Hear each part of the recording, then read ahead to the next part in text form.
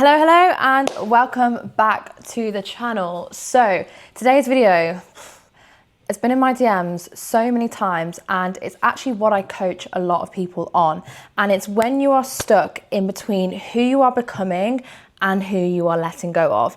And this can either show up as an internal conflict. So like one day you're acting as your higher self, one day you're acting as your past self, or it can literally feel like a stuckness feeling of like you feel stuck. And when you feel stuck, it's because you are stuck between two identities. Quite literally, like your subconscious is not ready to let go of this identity and it's not fully formed, the new identity. You're not fully feeling safe in the new identity. You're not fully sure who that version is. It doesn't feel safe, it doesn't feel familiar, it doesn't feel unconscious, so you don't just play it out naturally as part of who you are. So that's what we're going to go through today. So the first thing that I want you to do is just explore and just imagine the version of you who you will become when you fully allow yourself to step into that new identity. So who is that version of you? Like, how do they carry themselves? And I just want you to start creating an image in your head, a picture. So our mind processes things, it encodes things both visually, kinesthetic, so feeling, and auditory. Okay, so I want you to start creating a picture as I just describe this to you of who this version of you is. Don't deep it, just literally simply visually. And if you want to look up, that's where you access your visual cues. If you want to look up why I say this, I want you just to begin to picture who that version of you is. Maybe how do they show up? Maybe what is their body language like? How do they behave? What is their routine like? How do they talk? How do they communicate? How do they articulate? What do they wear? What's their energy like? And if we just go over to how they feel, what sorts of feelings do they feel? And if they feel confident, what is that confidence like? How does that confidence feel? Okay? So I just want you to start creating an image. Your subconscious mind will do it for you as we're going along through the video. Just creating an image of that version of you. Okay? So you have that picture in your mind. So your mind processes things in pictures. So you have that picture of who you're becoming. Now let's go to the picture of who you are trying to let go of. So the old self, maybe you picture you sitting on the sofa, maybe you picture you stuttering or scrolling or doubting yourself. What sort of image do you see there? Like what color is that image? Is that like a grayer image and it's more colorful? Like what sort of image is that? How does that version of you show up? What's the body language like? If they're anxious, are they like this? Like, what do you see? How do they feel, right? So what happens now, and this is just a really tiny, weeny exercise. Obviously I do this in full detail with clients, but what you see now is you have two pictures, yeah? You are stuck in the middle of these two pictures. Now, on days when you feel unbelievable, you feel phenomenal, you're on it, you're like, I can do anything, I believe in myself, I know I'm good enough, I know I'm capable, and you are literally flying through things, that is because you are operating from that version of you. The version of you who you've just seen, but also the version of you who has those beliefs that move you towards success or whatever it is that you want, confidence, relationships, whatever. So you have that image, and in your mind on that day, that image will be really close, yeah? So you want to move towards it. Now, when a setback comes in or something happens or someone says something or you see something, and this could be unconscious, like you could literally just be hearing a voice note and it could trigger this old image, or you could be scrolling and you don't even know why you now feel shit, or you could be lying in bed in the morning, can't be able to get out of bed. That image gets pushed to the back and in comes this image. And this is the image, this is that version of you. Now, when this image is here in your mind, so unconsciously, obviously you don't know this consciously, but in your mind, this image is here. The version of you that you want to become is there. So whilst you're trying to become this version of you, you are literally being blocked unconsciously by this image. So it might be grey, it might be, and again, you won't know this consciously. You don't go, oh, the image today in my head is grey. I'm just telling you how the process works.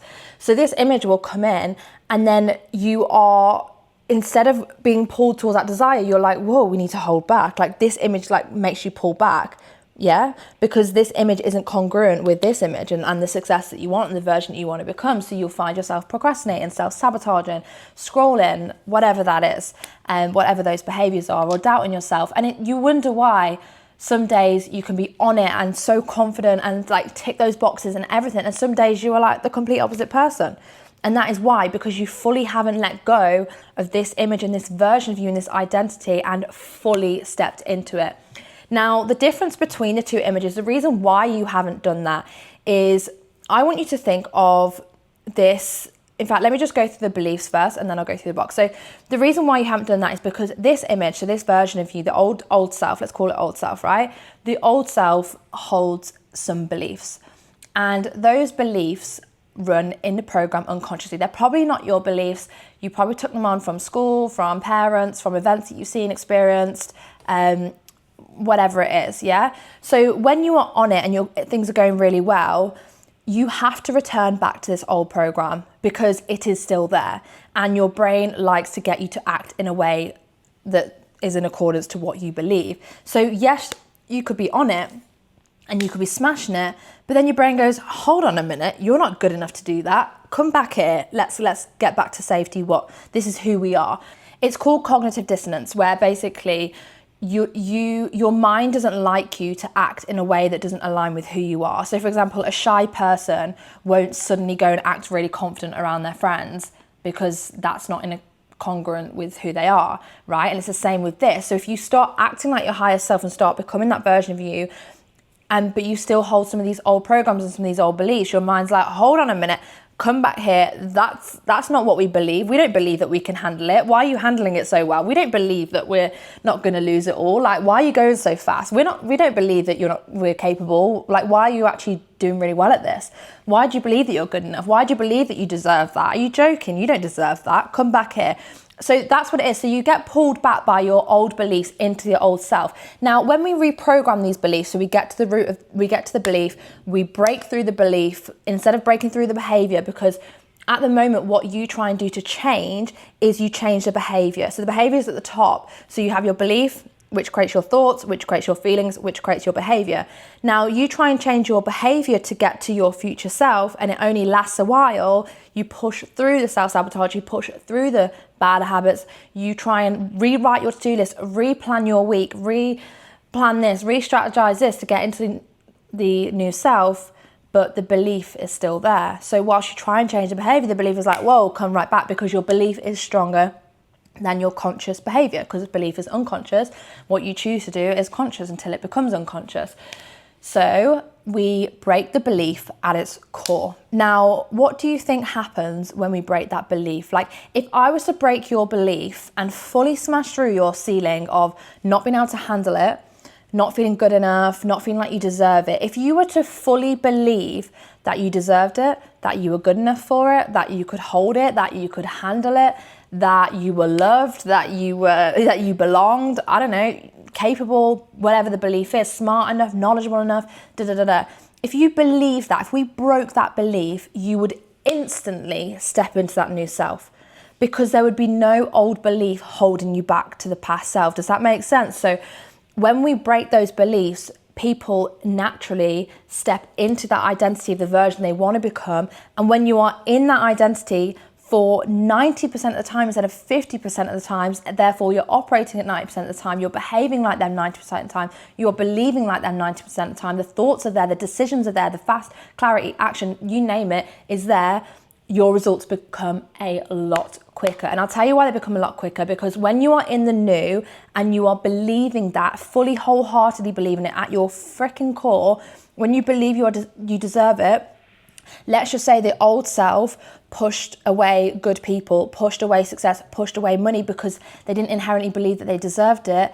The new self who believes that they deserve it would hold money. It would be, ew, like, why the hell would I get rid of that money? I literally deserve it. Like, bring me more of it. Like, oh, that guy's treating me really well. Like, of course he has, because I deserve it, right? So when you have those beliefs, your reticular activating system, the part of your brain that scans for evidence to support your beliefs and filters out anything that doesn't align with your belief, will pull in that evidence to support that belief, and you will start experiencing and seeing the world in accordance to that belief. So simply just breaking your belief from whatever the beliefs are that are associated with the old self to the new self will automatically step you into that new identity, and you'll go from being on this timeline jumping up to this timeline and everything that comes with it. You'll have more opportunities, you'll increase your prices, you'll charge more confidently, you'll do things more effortlessly. The behaviors that you were previously trying to force, like stopping procrastination and stopping scrolling and getting things done and doing the needle moving tasks, will become effortless because it's just part of who you are. What you do is an extension of who you are.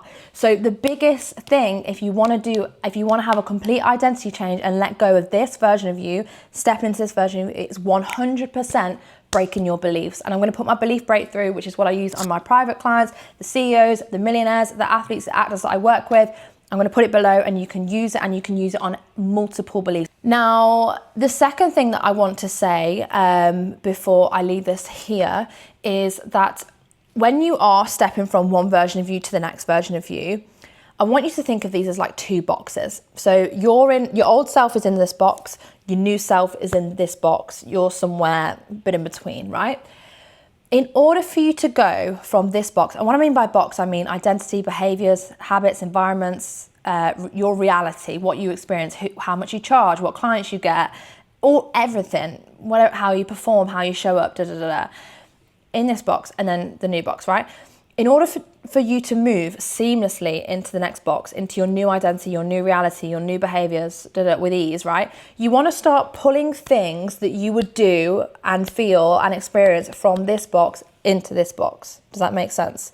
In order for it to feel safe to go to that box. And what I'm going to explain this by is when I spoke at an event for the first time, when I ran my first event, I visualized, so I went to view the venue. So I know the surroundings, my brain's been there before. It's like, okay, this is safe, cool, we know it. We don't have to worry about that on the day, we know the venue.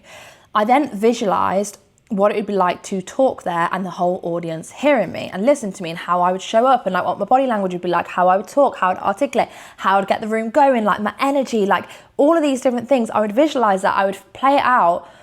So my brain has been there mentally and unconsciously. So when I got to the event, it was easy. No nerve, like obviously a bit of nerves because obviously it's natural to get some nerves, but like no like, oh my God, I feel sick, I can't do this. Like I was like, bring it on. Like I walked straight into that room with true confidence because my brain had been there and it was like, oh, we've done this is safe, right? And it's the same with your new box. It's like, how can you take elements of your new box, whether it be their routine, or can you do visualizations, or can you start visualizing who that version of you is and what they do and how they operate? Can you start dressing like them? Can you start doing the routine of them? Can you start reflecting more? I don't know, whatever that is, start doing the actions and the things of that person to bring them into this new box. So when you move over to the next box, it's like, oh, we've done this is easy, we've been here before, right?